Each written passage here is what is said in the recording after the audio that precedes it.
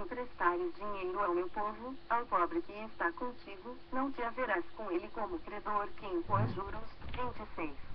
Se do teu próximo tomares em penhor a sua veste, lhe a restituirás antes do pôr do sol. 27. Porque é com ela que se cobre, é a veste do seu corpo, em que se deitaria. Será, pois, que, quando clamar a mim, eu o ouvirei, porque sou misericordioso. 28. Contra Deus não blasfemarás, nem amaldiçoarás o príncipe do teu povo. 29. Não tardarás em trazer ofertas do melhor das tuas ceifas e das tuas vinhas, o primogênito de teus filhos me darás. 30. Da mesma sorte, farás com os teus bois e com as tuas ovelhas, 7 dias ficará a cria com a mãe, e, ao 8º dia, madarás. 31.